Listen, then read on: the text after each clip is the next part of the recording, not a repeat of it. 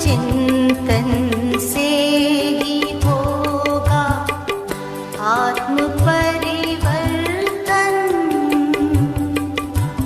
आत्म चिंतन से ही होगा आत्म परिवर्तन।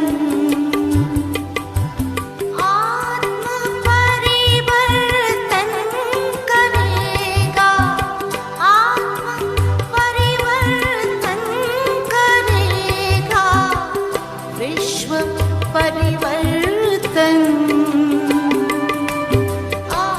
आत्मचिंतन से ही होगा।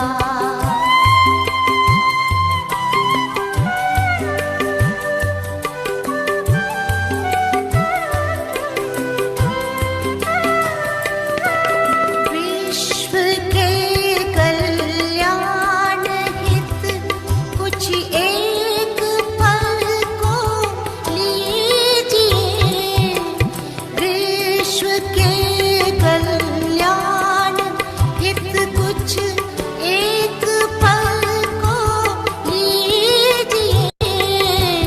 शांत और एकांत मन में ध्यान इतना दीजिए। शांत और एकांत मन में ध्यान इतना दीजिए।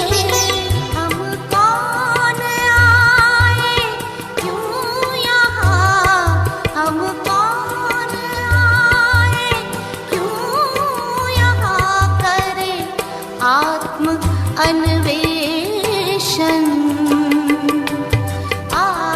आत्मचिंतन से ही होगा आत्म परिवर्तन। आत्म परिवर्तन करेगा, आत्म परिवर्तन करेगा, विश्व परिवर्तन।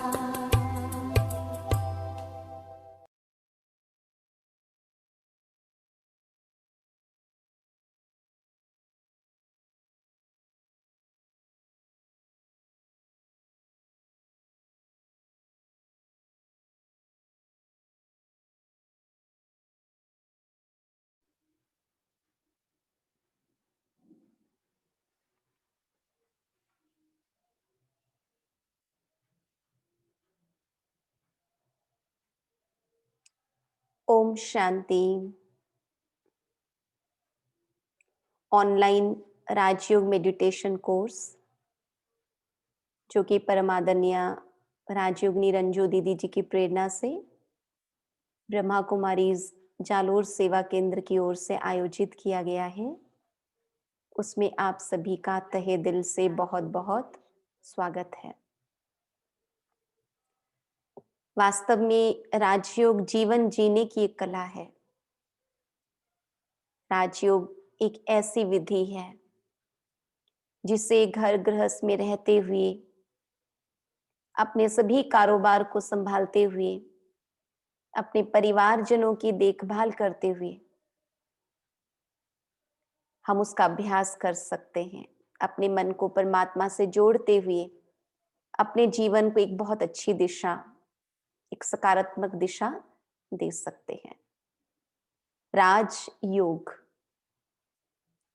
यानी ये योगों का राजा है, सर्वश्रेष्ठ स्तर का योग है।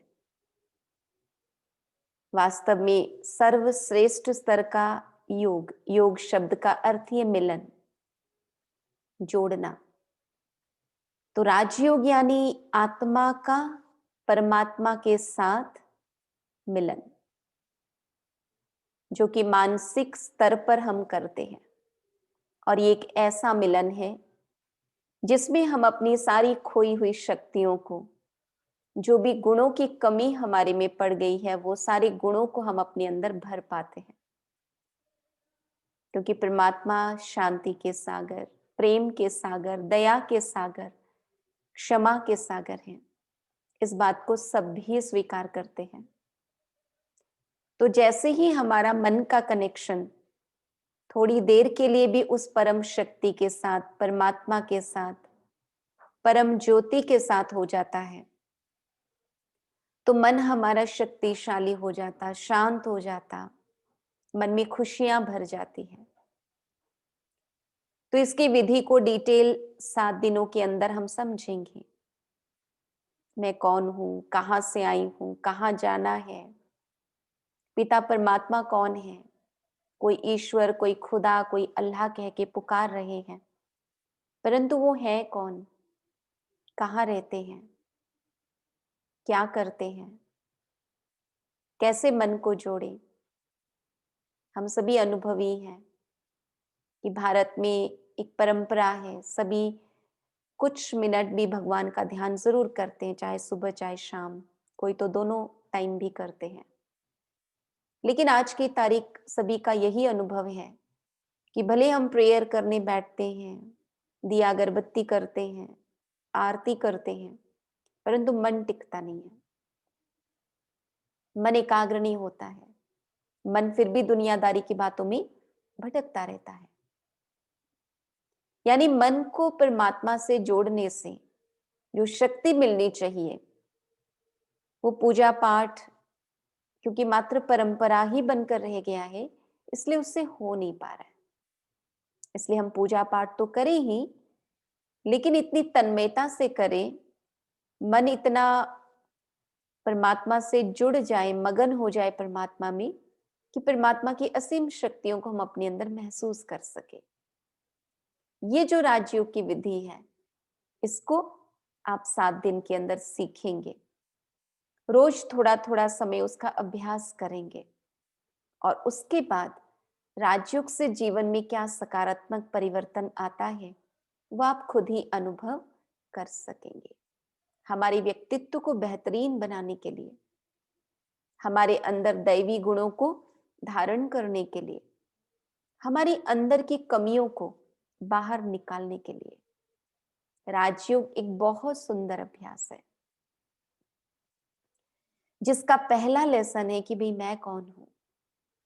आज इतना बाहरी दुनिया का ज्ञान हम ले रहे हैं, लेकिन यदि पूछा जाए कि मैं कौन हूं, तो 1 मिनट के लिए हम रुक जाते हैं कि भी क्या परिचय देना है। अपना अपना नाम बताते हैं, अपना पोस्ट पोजीशन बताते हैं, हम किस गांव के रहने वाले हैं वो ठिकाना बताते हैं, हम किस माता पिता के बच्चे हैं हम वो बताते हैं।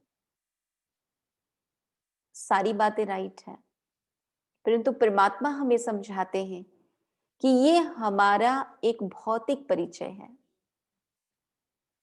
और इससे बढ़कर भी अपना एक दूसरा परिचय है आज जिससे जानने की आवश्यकता है।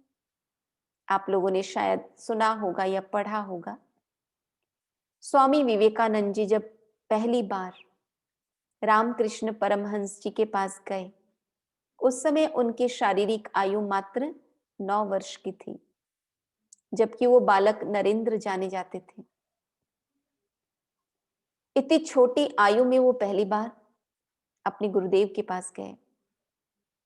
दरवाजा खटखटाया, अंदर से आवाज आई कि कौन हो? ये छोटा सा बच्चा 9 साल का, ये जवाब देते हैं कि वही तो मैं जानने आया हूं। उनको अपना नाम पता था, ठिकाना पता था, माता पिता का पता था, लेकिन इतनी छोटी आयु में भी उन्हें यह समझ में आ गया था कि जो भौतिक परिचय की जानकारी मुझे है, इससे बढ़कर भी मेरा कोई परिचय है, जिसे हम कहते हैं आध्यात्मिक पहचान। और उसी पहचान की खोज में वो इतनी कोमल आयु में लग गए थे। और वही खोज आध्यात्मिकता हमें कराती है। तो चलिए हम प्रेजेंटेशन के माध्यम से इस चीज को थोड़ा सा अच्छे से समझते हैं।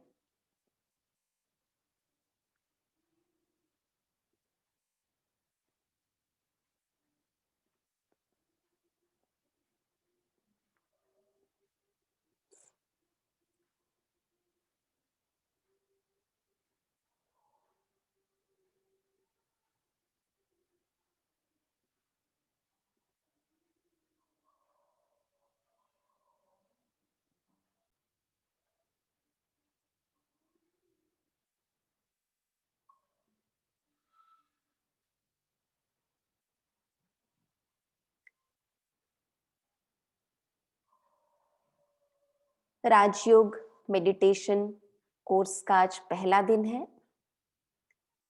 जिसमें पहला प्रश्न जिसका उत्तर हमें परमात्मा प्रदान करते हैं, मैं कौन हूं? हु एम आई? एक बहुत ही महत्वपूर्ण प्रश्न है। परमात्मा कहते हैं कि जब हम कहते हैं जीवात्मा, तो ये 2 शब्दों का समाहार है, जीव प्लस आत्मा। जीव यानी इस देह को मीन करता है, इस शरीर को मीन करता है, जो हड्डी मांस का पुतला है।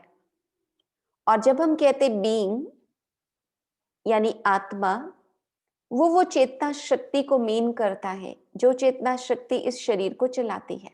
इंग्लिश में हम कहते हैं ह्यूमन बीइंग।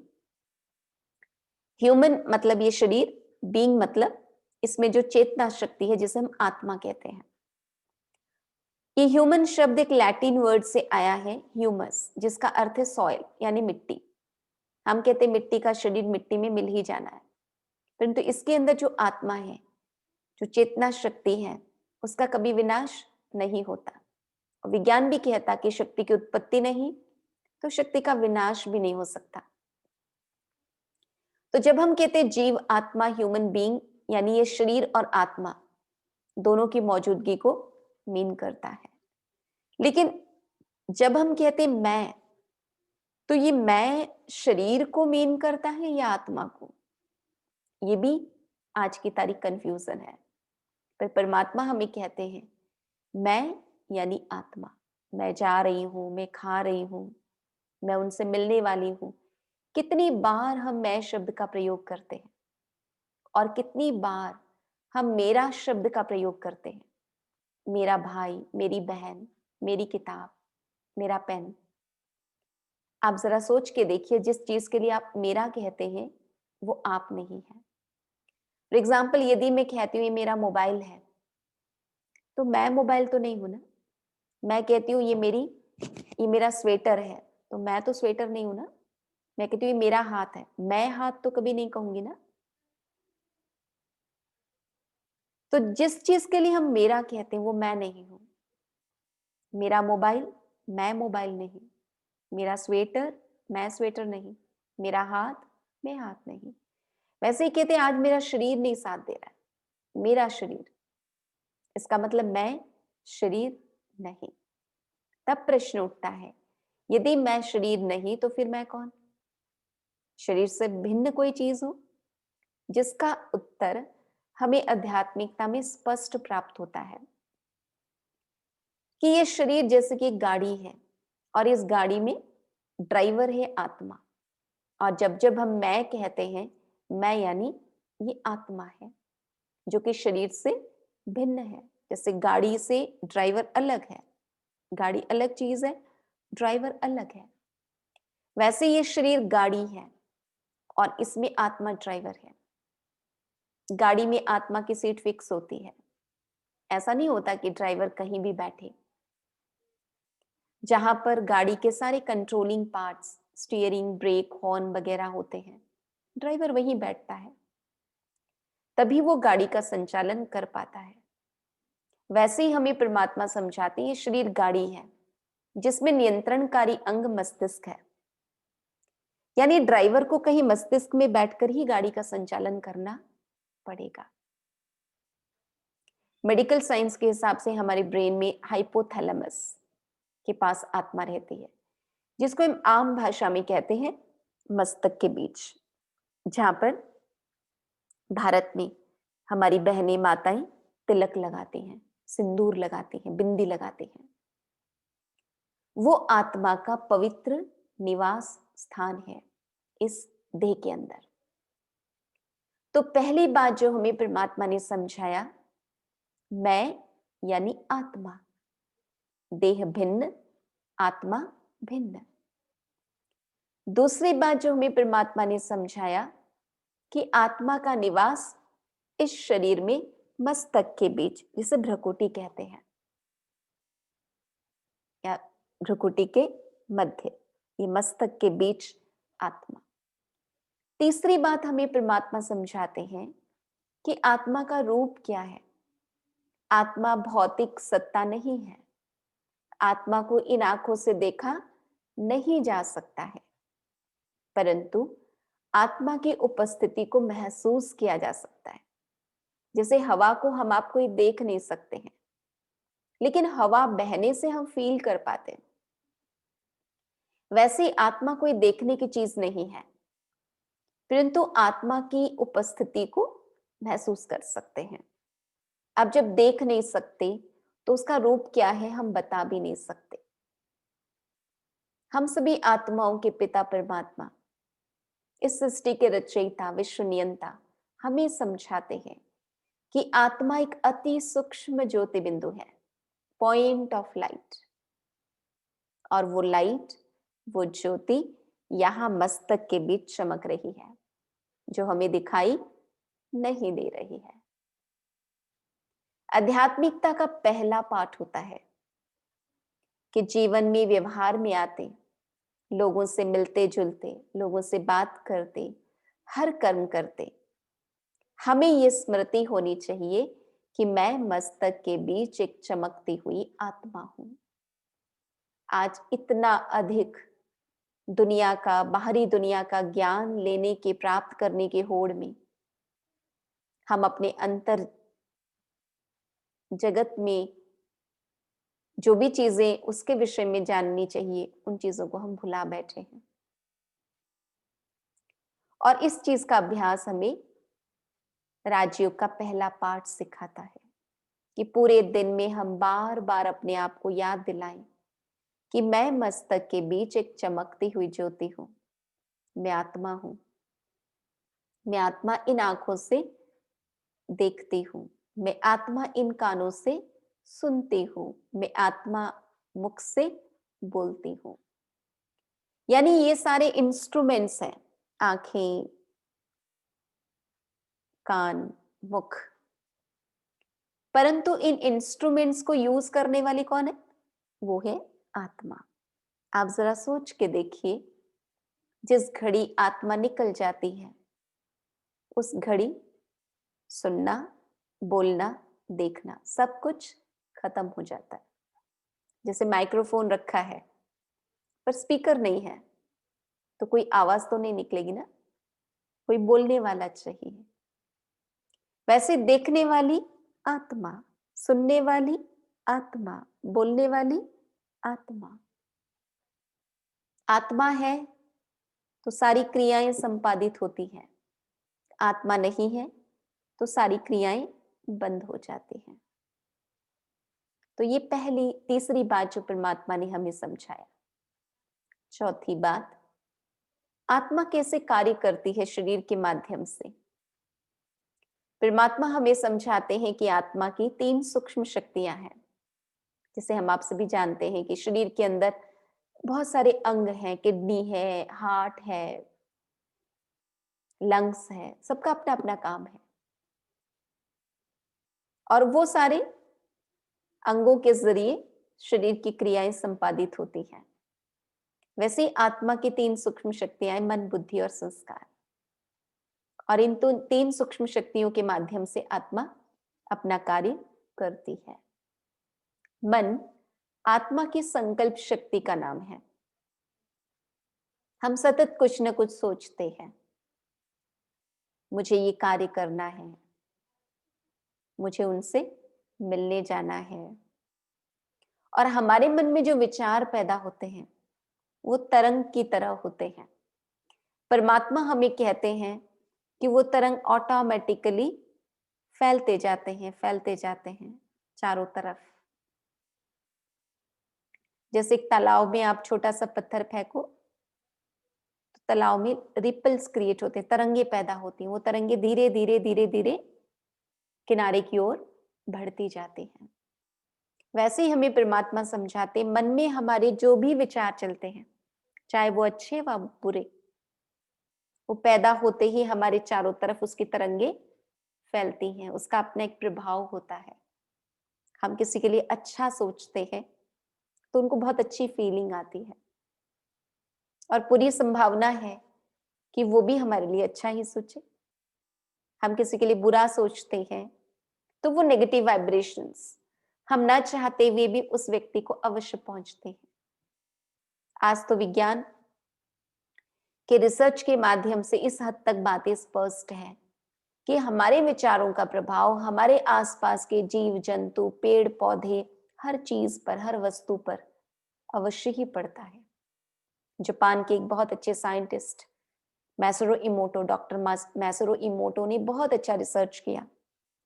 उसमें उन्होंने ये पाया कि हमारे मन के विचारों का असर पानी पर भी पड़ता है। उन्होंने जापान के फुजीवारा डैम से पानी लिया और उस पानी के ऊपर जापान के कुछ कुछ प्रीस्ट्स को कहा कि इस पर आप मेडिटेट करिए। घंटा भर उन्होंने मेडिटेट किया। तो मेडिटेशन के पहले पानी का क्रिस्टल स्ट्रक्चर और मेडिटेशन के बाद के पानी का क्रिस्टल स्ट्रक्चर में बहुत अंतर था। ऐसे ही बहुत सारे और आगे भी उन्होंने एक्सपेरिमेंट किए, जिससे उन्होंने ये स्पष्ट बताया कि हमारे विचारों का प्रभाव पानी पर पड़ता है। आप सोचिए, हमारे शरीर का 70% हिस्सा पानी है, तो क्या हमारे विचारों का असर हमारे शरीर पर नहीं पड़ता होगा? अवश्य ही पड़ता है।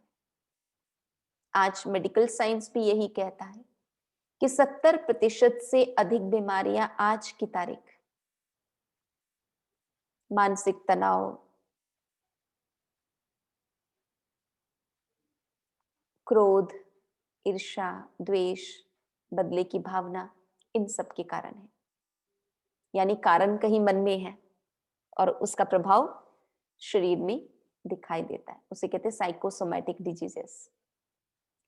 यानी आज की तारीख इस बात को हम सभी समझने की आवश्यकता है कि हमें अपने मन के विचारों को अपने लिए, औरों के लिए, सबके लिए बहुत अच्छा बनाने की आवश्यकता है, जिसको हम कहते हैं सकारात्मक चिंतन, पॉजिटिव थॉट्स।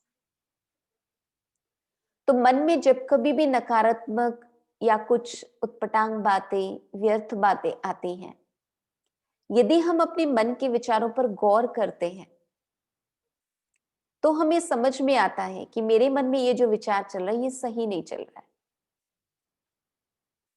और तब हम अपने आप को रोक सकते हैं और मन के विचारों की दिशा को बदल सकते हैं। जैसे गाड़ी चलाते चलाते आपकी गाड़ी यदि गलत रास्ते पर चली गई तो आप ब्रेक अप्लाई करते हैं, स्टीयरिंग को मोड़ते हैं और गाड़ी को सही दिशा में ले जाते हैं। वैसे ही चलते चलते कभी मन में आ भी जाए कोई ऐसी वैसी बात, तो वहां अपने आप को रोके और एक बहुत अच्छा सकारात्मक शुद्ध चिंतन अपने मन को दे, यानी अपनी चिंतन की धारा को बदले। राजयोग हमें यही सिखाता है। तो पहला काम जो राजयोग हमें सिखाता है, मन के विचारों की धारा को बदलना। मन में वैसे 4 तरह के थॉट्स क्रिएट होते हैं, पॉजिटिव, नेगेटिव, वेस्ट और नेसेसरी। बहुत डिटेल में नहीं जाएंगे। पॉजिटिव यानी अच्छे विचार, किसी के प्रति दया, क्षमा आदि आदि। नेगेटिव ईर्ष्या, द्वेष के विचार। वेस्ट बीती बातों को बार बार सोचना जिससे फायदा कुछ नहीं है बल्कि हमारा समय बर्बाद हो रहा है, हमारी शक्तियां नष्ट हो रही हैं। भविष्य की चिंता, वो भी व्यर्थ विचार ही कहा जाएगा। परमात्मा ने हमें समझाया, अतीत में हमारे साथ कुछ हुआ भी, हमने गलत किया या हमारे साथ किसी ने गलत किया, तो उससे जो सीख मिली उसे ग्रहण कर ले, आगे के लिए सतर्क हो जाए। वो बातें हमारे साथ पुनः न घटित हो, उसके लिए हम सावधान हो जाएं।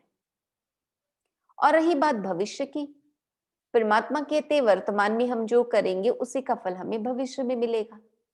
इसलिए यदि हम भविष्य को अच्छा बनाना चाहते हैं तो हमें फोकस तो अपने वर्तमान पर ही करना पड़ेगा। इसलिए न अतीत में जाकर अतीत को लेकर दुखी होए, न भविष्य को लेकर कभी चिंतित होए। वर्तमान में रहे और अपने वर्तमान को अच्छे से अच्छा, श्रेष्ठ से श्रेष्ठ बनाने का प्रयास करें, तो उसके आधार पर हमारा भविष्य तो अच्छा होना ही है। और नेसेसरी जो रूटीन वर्क रिलेटेड थॉट्स होते हैं, खाना खाना, किसी से मिलना, ऑफिस का जो भी वर्क होता है, घर में बहनें होती हैं, माताएं होती हैं, उनका जो हाउस होल्ड वर्क होता है उसको भी लेकर उनके मन में कई विचार चलते हैं, भी सब्जी नहीं है, सब्जी मंगानी है, आटा खत्म हो गया, आटा पिसवाना है। तो ये सारे हैं necessary thoughts. Positive, negative, waste और नेसेसरी। आपको जानकर आश्चर्य होगा, मनोवैज्ञानिकों का रिसर्च कहता है एक आम इंसान के मन में ज्यादातर विचार व्यर्थ होते हैं, फालतू होते हैं, पता भी नहीं पड़ता कब अतीत में चले जाते, भविष्य की चिंता में खो जाते। 80% समय एक व्यक्ति अपने अतीत में रहता है, एक आम इंसान, और 15% समय वो अपने भविष्य चिंताओं में रमण करता है। अब आप सोच लीजिए कितना बचा वर्तमान में। हम अपने समय, संकल्प और शक्तियों को यदि बहुत अच्छे कार्य में नियोजित करना चाहते हैं तो एक चीज जो हमें अभ्यास करना होगा और जिसकी शुरुआत हम आज ही से करें, कि हमें बार बार बार बार अपने मन को अतीत से हटाकर वर्तमान में, भविष्य से हटाकर वर्तमान में लाकर छोड़ना है। दूसरी शक्ति आत्मा की है बुद्धि, और बुद्धि तराजू का काम करती, निर्णय करती है। मन में तो कुछ भी विचार चलता है, लेकिन बुद्धि निर्णय देती है कि सही है या गलत है। अब मैं आपकी एक उदाहरण बताती हूँ। मैं मान लीजिए डायबिटिक हूँ, है ना, शुगर पेशेंट हूँ। मुझे डॉक्टर की मना है कि बहन जी आप मिठाई नहीं खाइएगा, लेकिन मुझे रसगुल्ले बहुत पसंद है, बहुत ज्यादा पसंद है। आज मेरे घर कोई आए, हमारे सेंटर पर, सेवा केंद्र पर कोई आए, बहुत अच्छे मिठाई लेकर, किसी और सेंटर से बहनें आई, बहुत अच्छा मिठाई सेंटर पर बाबा की याद में बनाकर, कहा कि बहन जी ये हम बाबा की याद में बना के खास आपके लिए लाए। अब रसगुल्ला खाने का मन तो करेगा, मन कहेगा खा लो, लेकिन बुद्धि क्या कहेगी, नहीं डॉक्टर की मना है, नहीं खाना है। मन वकालत भी करता है, अरे कुछ नहीं होता, रोज रोज थोड़ी कोई रसगुल्ले आते हैं, कभी कभार खाने से कुछ नहीं होता। बुद्धि कहती नहीं, कभी कभार भी नुकसान करेगा। फिर मन और एक कदम वकालत करता है कि अरे नहीं कुछ नहीं होता, आधा खा लो। बुद्धि कहती नहीं। मन कहता अच्छा ठीक है छोटा सा टुकड़ा खा लो। बुद्धि कहती नहीं। फिर मन कहता कुछ नहीं, निचोड़ के खा लो। यानी मन बार बार किसी भी तरीके से अपनी बात को जस्टिफाई करने की कोशिश करता है। बुद्धि जो हमें सही निर्णय देती है कि नहीं, टुकड़ा भी नहीं, निचोड़ के भी नहीं, फिर भी शुगर का अंश तो होता ही है, बिगाड़ करेगा, नहीं खाना मुझे। अब मन कहता खा लो, बुद्धि कहती है नहीं खाओ। अब अल्टीमेट हम क्या डिसीजन लेंगे हमारे ऊपर है। अगर हमने खाया तो उसका नतीजा भी आत्मा को भुगतना पड़ेगा। अगर मैंने मन को कंट्रोल कर लिया, नहीं खाया, तो उसका भी अच्छा परिणाम आत्मा को ही मिलेगा और उसका एक छाप आत्मा पर पड़ जाता है। मैंने खा लिया, अब अच्छा ही लगेगा ना, टेस्ट तो अच्छा ही होता है। फिर मैं क्या कहूंगी, देखा ये नाना नाना नाना में मेरा ये जो स्वाद है ना ये मिस हो जाता। अब दोबारा कोई मिठाई लाए, देखो उस बार भी ऐसे ही लग रहा था नहीं खाऊं, पर थोड़ा सा खाया तो कितना अच्छा लगा, कितना टेस्टी था। फिर मन करेगा खाऊं, फिर बुद्धि को मैंने सप्रेस किया, मैंने खा लिया। अब मेरे मन पर कंट्रोल धीरे धीरे क्या होगा, आउट हो जाएगा। मिठाई आए तो टुकड़ा ही सही, निचोड़ के ही सही, पर मुझे खाना ही होता है। सभी क्या कहेंगे, ये जो अस्मिता बहन है इनका जरा भी कंट्रोल नहीं है अपने पर, खाने पीने की चीजों के मामले में जरा भी कंट्रोल नहीं है। अब ये मेरी नेचर बन गई, अब ये मेरी आदत बन गई, अब ये मेरी पर्सनालिटी बन गई। अब लोग मेरे लिए ऐसा कह रहे। कैसा हुआ, एक बार कंट्रोल लूज किया, फिर किया, फिर किया, फिर किया, आदत बन गई। अब मान लीजिए मन किया खाऊं, बुद्धि ने कहा नहीं खाओ, और मैंने मन को समझाया कि कोई बात नहीं, मिठाइयां अच्छी है ना तो खिला देते हैं सबको, खाने से ज्यादा खुशी खिलाने में है। तो मैंने जितने लोग हमारे सेंटर पे आए सबको मैंने बड़े प्यार से खिलाया, मुझे खुशी भी हुई और मुझे खाने से जो नुकसान होता था उस नुकसान से भी मैं अपने आप को बचा पाई।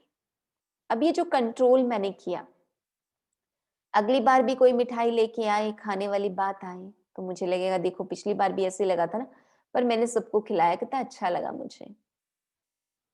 अब की बार भी क्या करूंगी, मैं सभी को खिलाकर खुश हो जाऊंगी। फिर से कंट्रोल किया, तीसरी बार मौका लगा, फिर कंट्रोल किया कि नहीं नहीं खाना है, मिठाई तो खिलाना है मुझे।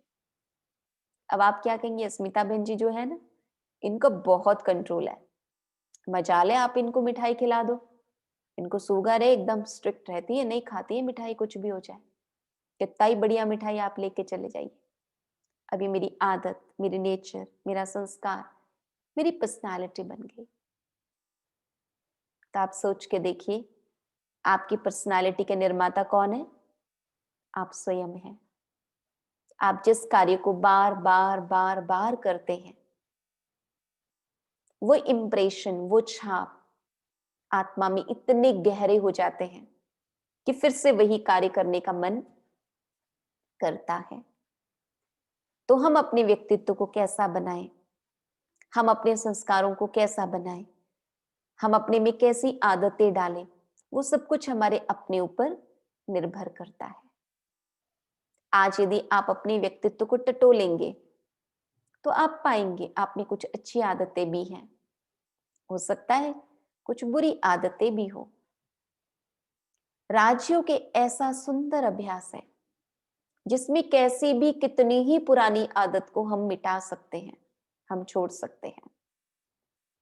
क्योंकि जब हम मेडिटेशन करते हैं हमारे अंदर विल पावर बहुत स्ट्रांग हो जाता है, इच्छा शक्ति हमारी बहुत मजबूत हो जाती है। और जिस व्यक्ति के पास एक स्ट्रांग विल पावर है वो जीवन में जो करना चाहे कर सकता है, जैसे भी बुरी आदत से अपने को छुटकारा दिलाना चाहे दिला सकता है। एक तो मन आपका पॉजिटिव हो जाता, बुद्धि आपकी बहुत रिफाइन और शुद्ध हो जाती है, जो आप सही निर्णय ले पाते हैं। और तीसरा, अच्छी आदतें आपके अंदर डेवलप होने लगती हैं और बुरी आदतें आप धीरे धीरे धीरे धीरे करना जब छोड़ने लगते हैं तो बुरी आदतें भी छूट जाती हैं। यानी कुल मिला के हम कह सकते हैं कि आत्मा का शुद्धिकरण हो जाता है। परमात्मा कहते, हम जब अपने आप को आत्मा समझकर अपने पिता परमात्मा को याद करते हैं तो आत्मा शुद्ध पवित्र बन जाती है। परमात्मा के सारे गुण, परमात्मा की सारी शक्तियां हमारे अंदर धीरे धीरे धीरे धीरे आने लगती है। तो ये है मन, बुद्धि और संस्कार।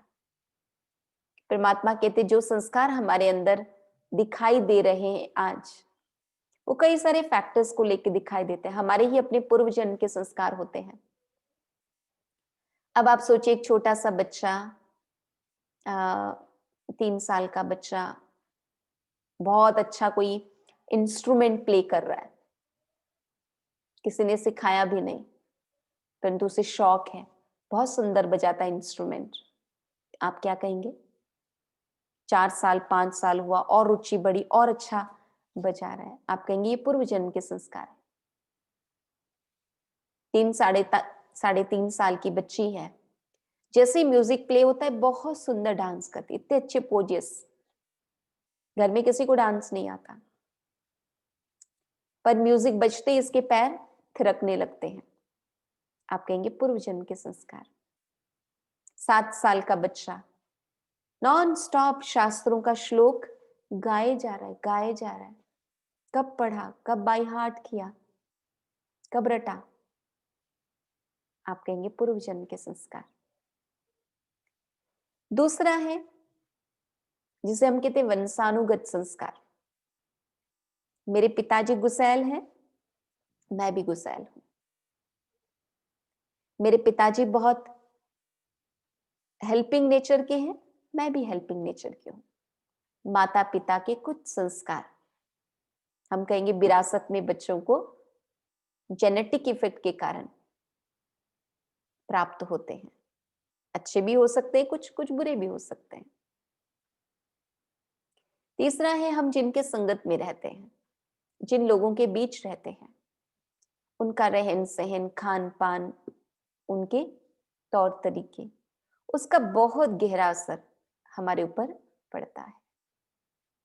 अच्छी संगत में रहते हैं, अच्छी बातें सीख लेते हैं, बुरे संगत में रहते हैं तो बहुत सी बुरी आदतें पता भी नहीं पड़ता हमारे अंदर डेवलप हो जाती है। इसलिए आवश्यक होता है कि बैड कंपनी को, बुरे संग को हम अवॉइड करें। ऐसा नहीं होता है कि हम रहें उनके संग में और उनका जरा भी प्रभाव हमारे ऊपर ना पड़े, बहुत मुश्किल है। इसलिए अच्छा ही होता है कि उनकी कंपनी को अवॉइड किया जाए, अच्छे लोगों के बीच रहे जिनसे कुछ अच्छा सीखने को मिले, तो हमारे व्यक्तित्व में निखार आ सकता है, हमारा व्यक्तित्व डे बाय डे और अच्छा बन सकता है। चौथी बात, विल पावर के संस्कार हर आत्मा में है।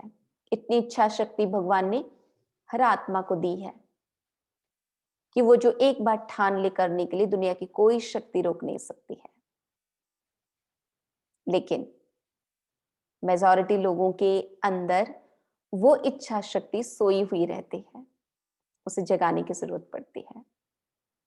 और राजयोग वो साधना है, वो विधि है जिससे हम अपने विल पावर को एक्टिवेट कर लेते हैं। फिर आप जो संकल्प करें, जो चाहें, वो सब कुछ आपके लिए अति सहज और संभव हो पाता है। और पांचवी और सबसे इंपॉर्टेंट बात, परमात्मा हमें समझाते हैं जिस भी चीज का अस्तित्व है उसका कुछ ना कुछ अपना धर्म अवश्य है।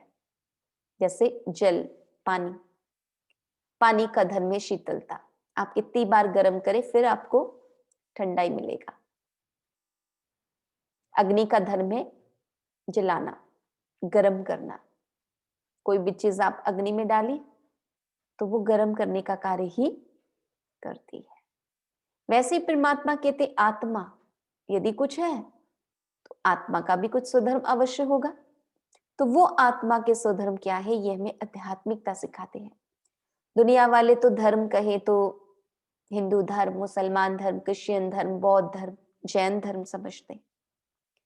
परमात्मा कहते तो मनुष्य के बनाए हुए धर्म है। आत्मा के स्वधर्म तो सबके लिए एक है, क्योंकि आत्मा के नाते से कोई धर्म का थप्पा तो नहीं लग सकता। ये हिंदू आत्मा है, ये मुस्लिम आत्मा है, ये क्रिश्चियन आत्मा है, ऐसा तो हम कभी कह ही नहीं सकते हैं। आत्मा के मूलभूत गुण 7 हैं, जिसके लिए आत्मा को सत्तो गुणी कहा जाता है। और वो आत्मा के 7 गुण हैं: नॉलेज यानी ज्ञान, प्योरिटी यानी पवित्रता, पीस यानी शांति, लव यानी प्रेम, हैप्पीनेस यानी सुख, ब्लिस यानी आनंद, और पावर यानी शक्ति। ये 7 आत्मा के निजी गुण हैं, जिसको याद करने के लिए बहुत सुंदर फॉर्मूला है, Kp², लो हाई ब्लड प्रेशर, लो का L, हाई का H, ब्लड का B और प्रेशर का P, Kp² LHPP। ज्ञान, पवित्रता, शांति, प्रेम, सुख, आनंद और शक्ति, ये आत्मा के 7 मौलिक गुण हैं, मूलभूत गुण हैं, निजी गुण हैं, स्वधर्म हैं। आप अगर बार बार अपने आप को ये विचार देते हैं कि मैं एक शांत स्वरूप आत्मा हूं, अनुभव कहता है शांति का गुण आपके जीवन में उतरना शुरू हो जाता है, आपके व्यवहार में रिफ्लेक्ट होना शुरू हो जाता है। हमें केवल अपने आप को याद दिलाने की आवश्यकता है, और ये स्मृतियां हमें परमात्मा दिलाते हैं, आध्यात्मिकता दिलाती है। और हम जितना अटेंशन रखते हैं, इन चीजों के कॉन्शियसनेस में रहते हैं कि मैं एक शांत स्वरूप आत्मा हूं, I am a peaceful soul. आपने दिन में मान लीजिए 10-20 बार अपने आप को याद दिलाया, तो निश्चित है कुछ तो उसका असर आपके व्यवहारिक जीवन पर अवश्य पड़ेगा। आपने अपने आप को 10 बार, 20 बार, 25 बार याद दिलाया, मैं एक प्रेम स्वरूप आत्मा हूं, I am a loveful soul. मुझे सबके साथ बहुत प्यार से व्यवहार करना है, मुझे सबके साथ बहुत प्यार से चलना है। आप देखेंगे बहुत सी ऐसी बातें जहां पर शायद आप उतना प्यार से नहीं चलते, परंतु जस्ट बिकॉज कि आपने अपने आप को ये अटेंशन दिलवाया, आप इस अवेयरनेस में रहे कि मैं एक प्रेम स्वरूप आत्मा हूं, प्रेम मेरा निजी गुण है, प्यार करना मेरा धर्म है, इसलिए मुझे सब पर प्यार लुटाना है, सबको प्यार बांटना है, उसका असर आपके चाल चलन व्यवहार पर अवश्य ही पड़ेगा। यानी आध्यात्मिकता केवल कुछ जानने बोलने की बातें नहीं है, जीवन में उतारने की बातें हैं, जिसे हम कहते हैं प्रैक्टिकल स्पिरिचुअलिटी। ऐसा नहीं आध्यात्मिक बातें हम सुन भी लें और सुना भी दें और जीवन में उतरे कुछ भी नहीं, तो उस आध्यात्मिकता का कोई अर्थ नहीं बनता है। बातों को सुने, बातों को जाने, बातों को समझे और उन बातों को जीवन में उतारें, वो एक रास्ता हमें राजयोग दिखाता है। फिर आगे हम इस बात को समझते हैं कि आत्मा निर्लेप नहीं है, हम जो कुछ भी कर रहे हैं उसका इंप्रेशन आत्मा पर ही पड़ रहा है। आत्मा के लिए ही पापात्मा, पुण्यात्मा, महान आत्मा, धर्मात्मा, देवात्मा कहा जाता, पाप शरीर, पुण्य शरीर नहीं कहा जाता। आप देख लीजिए जितने भी इस धरती पर हुए हैं जो बहुत गलत कार्य करते हैं, हम कहते बहुत पापी है, पापात्मा है। दुनिया में ऐसे बहुत से लोग हैं जो दान पुण्य करते हैं, असहाय को सहारा देते हैं, उनको हम पुण्य आत्मा कहते हैं। ऐसे बहुत से लोग हैं जिन्होंने अपने व्यक्तिगत स्वार्थ को छोड़कर देश और जाति के लिए, लोगों के भले के लिए अपने समूचे जीवन को लगा दिया। हम उन्हें महात्मा कहते हैं। बापू गांधी जी, मदर टेरेसा, लोगों के लिए कार्य किया उन्होंने।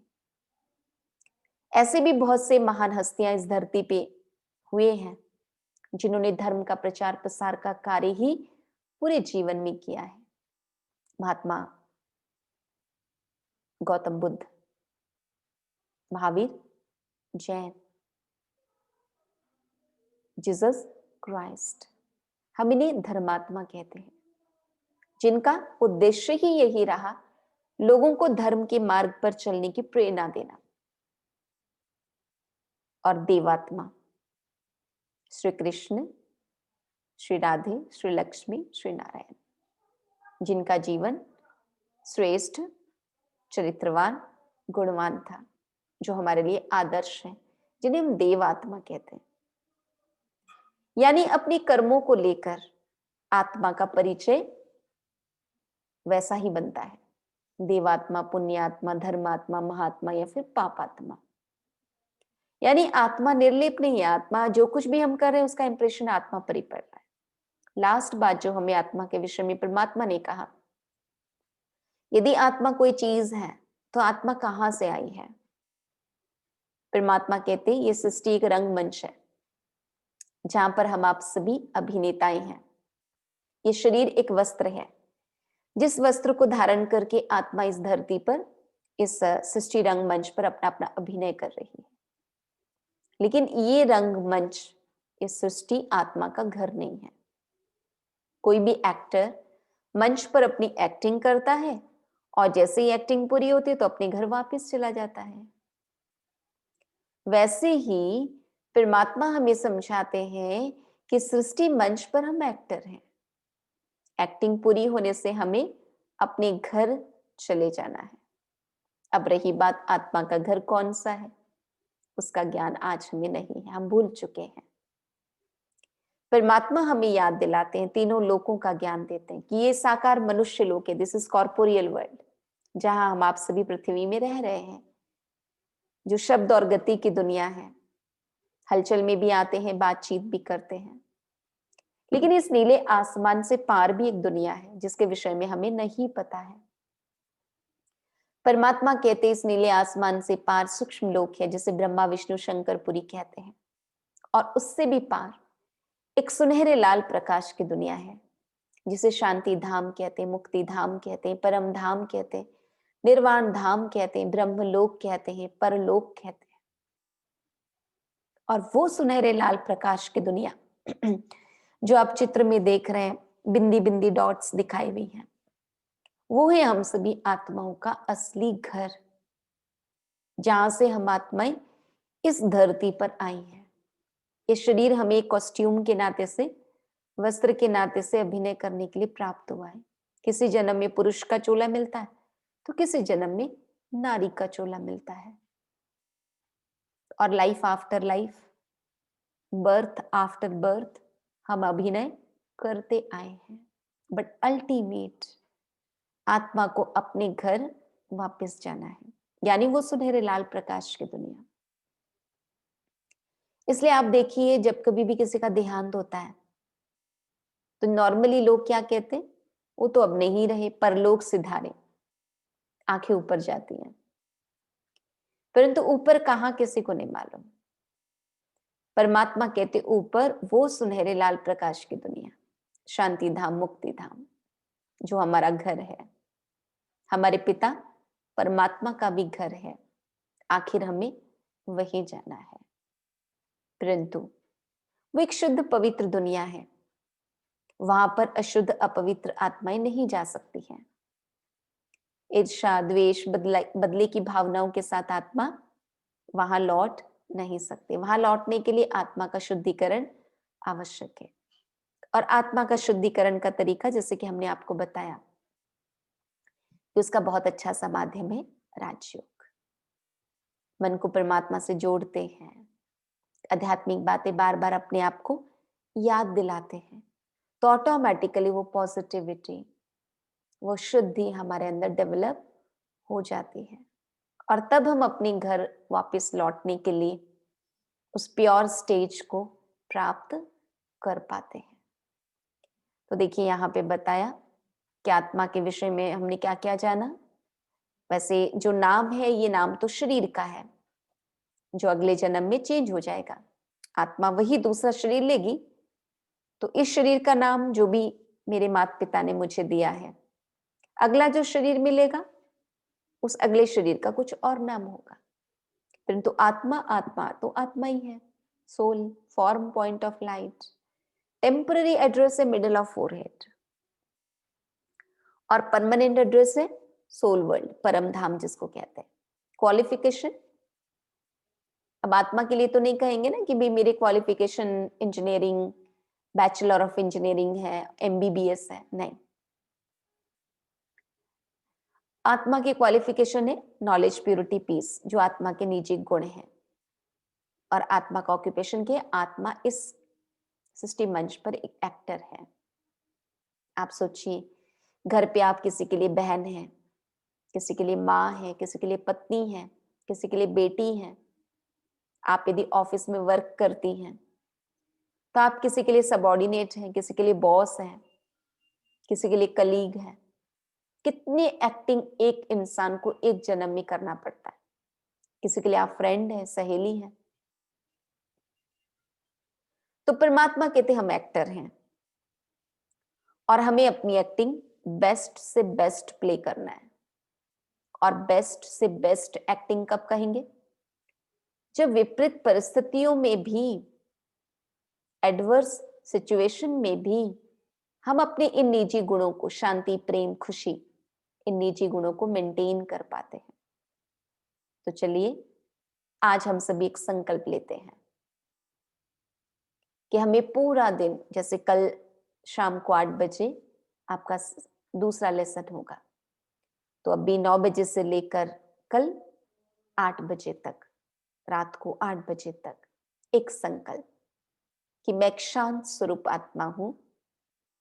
बार बार अपने आप को याद दिलाना है, मैं एक शांत स्वरूप आत्मा हूं। हर दूसरे व्यक्ति को क्या देखना है कि ये भी एक आत्मा है, ज्योति है, पॉइंट है मस्तक के बीच। मैं भी एक आत्मा चमक रही हूं और ये भी एक आत्मा चमक रही है। मैं शांत स्वरूप हूं और मुझसे शांति के प्रकंपन सभी को पहुंच रहे हैं। तो एक छोटा सा अभ्यास आज ट्राई करके देखिए, और उसका रिजल्ट क्या आपको मिलता है वो आप हमें बता सकते हैं। तो चलिए अभी कुछ देर के लिए हम अपने मन को एकाग्र करते हैं, बहुत अच्छे अच्छे विचारों को अपने मन में भरते हुए आज के सेशन को हम समाप्त करेंगे। फिर कल 8 बजे राजयोग का दूसरा लेसन शुरू करेंगे। सभी थोड़ा सा कमर सीधी करके बैठ जाएं।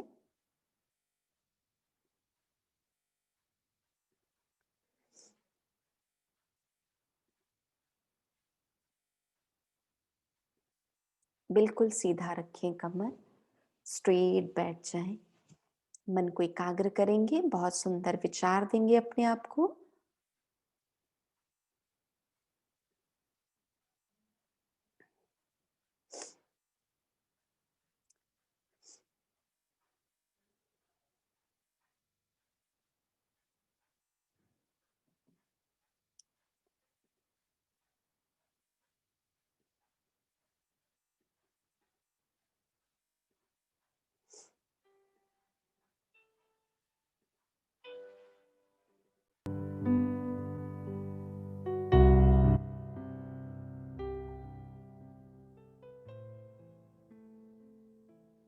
ओम शांति।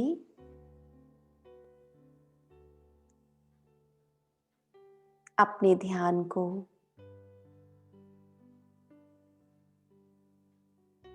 चंद मिनटों के लिए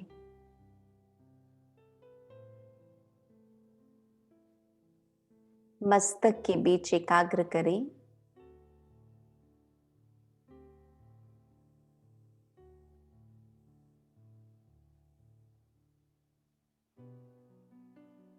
अपने आप से पूछें, मैं कौन?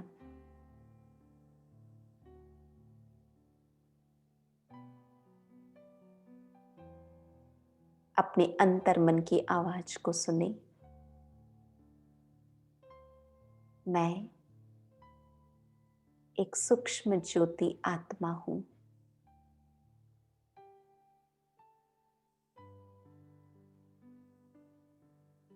अति सूक्ष्म ज्योति बिंदु,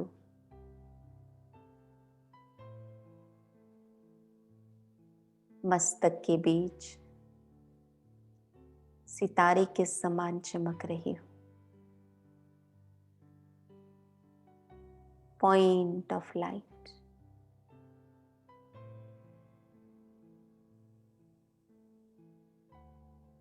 मैं आत्मा शरीर रूपी गाड़ी के ड्राइवर हूं।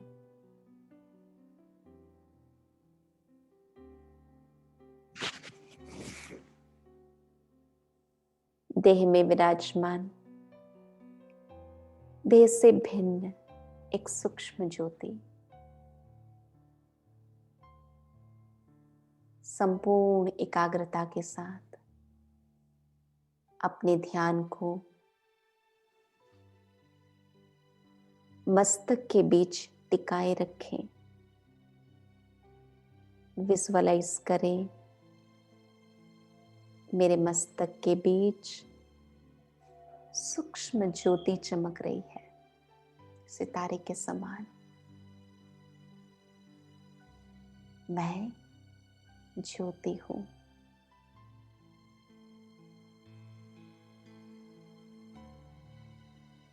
मैं आत्मा इस सृष्टि मंच पर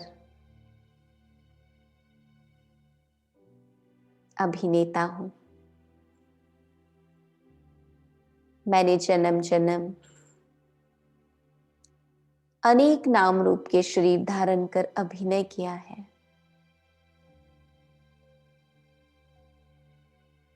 मेरा असली घर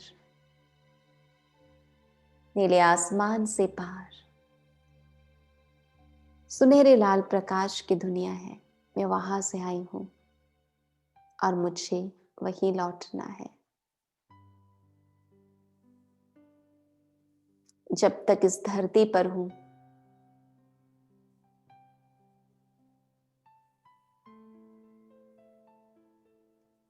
लोगों के साथ संपर्क में आती हूं, व्यवहार में आती हूं,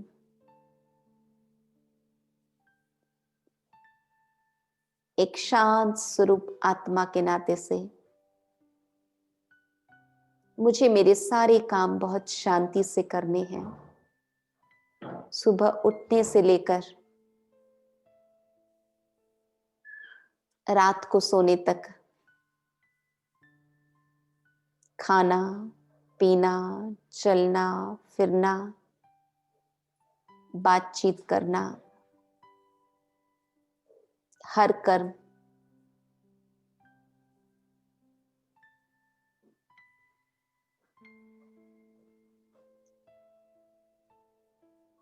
मुझे शांत स्थिति में रहकर करना है।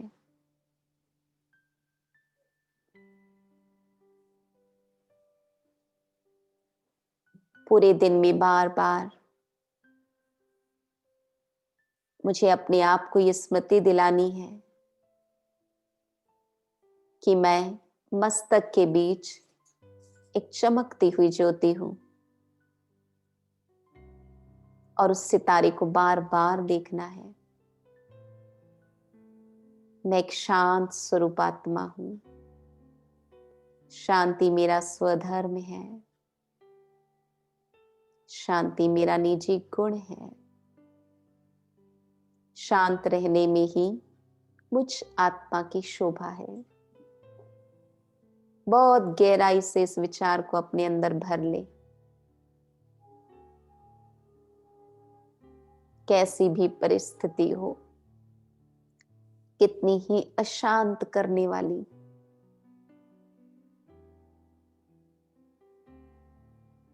मैं शांत स्वरूप आत्मा हूं, इसलिए मुझे शांत रहना है। महसूस करें, मस्तक के बीच चमकती हुई ज्योति से शांति के प्रकंपन चारों ओर फैल रहे हैं।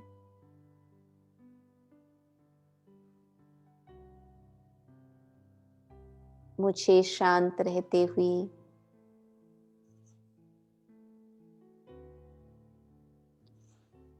शांति के प्रकंपन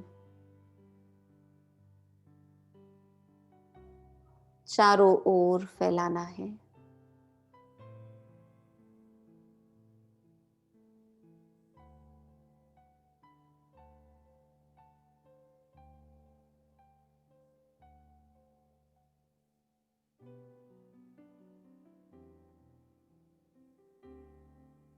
ओम शांति।